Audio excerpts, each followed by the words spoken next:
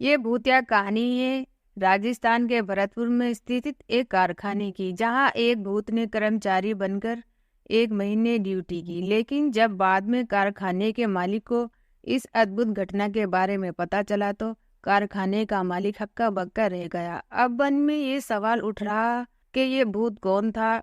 उस भूत ने एम्प्लॉय बनकर काम करने के लिए भरतपुर की इस फैक्ट्री को क्यों चुना? उस भूत का इस फैक्ट्री से क्या संबंध था?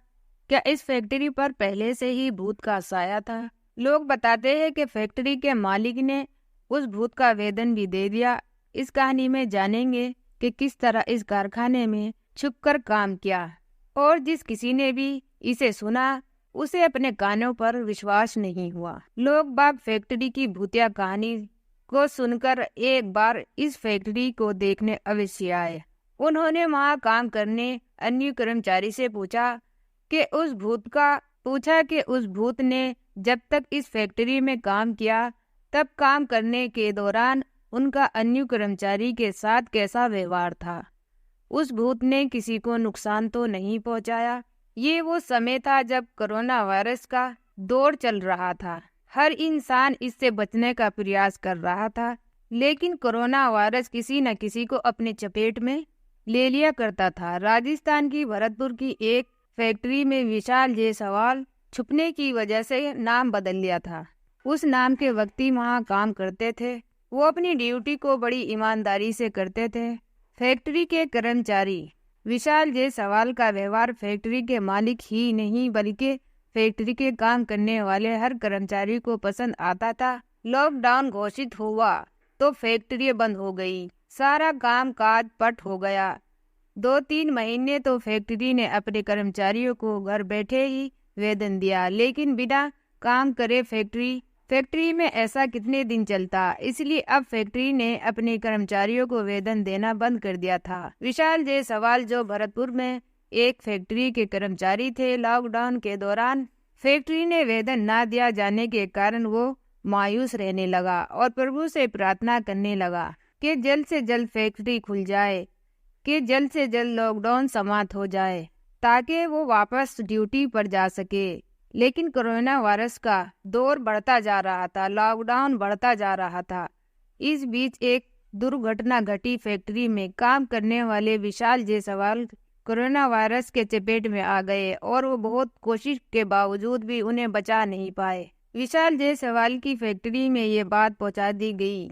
उनके यहाँ काम करने वाले कर्मचारी विशाल जायसवाल की मौत हो चुकी है। विशाल जायसवाल के परिवार में उनकी पत्नी और 2 छोटे छोटे बच्चे थे। अब विशाल जायसवाल की मौत के बाद उनके घर का खर्च चलना मुश्किल था।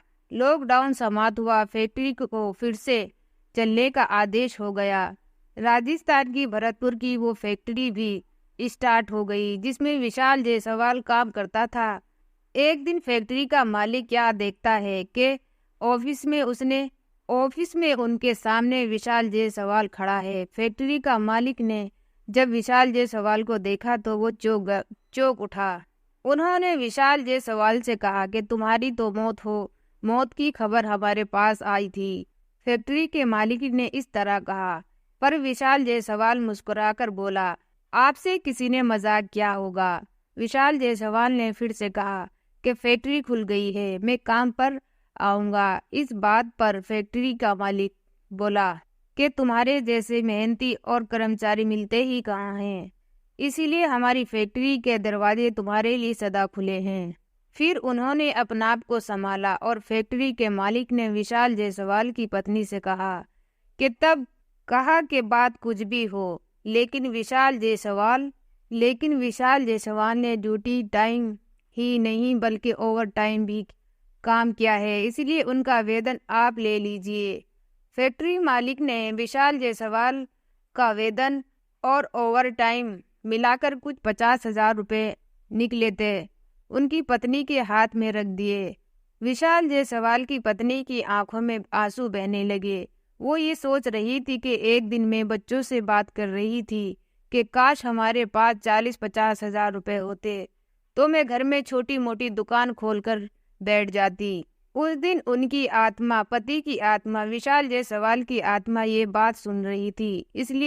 इसीलिए 50,000 रुपए की व्यवस्था करने के लिए उनके पति ने मौत के बाद भी फैक्ट्री में काम किया ताकि उनके परिवार को सहायता मिल सके।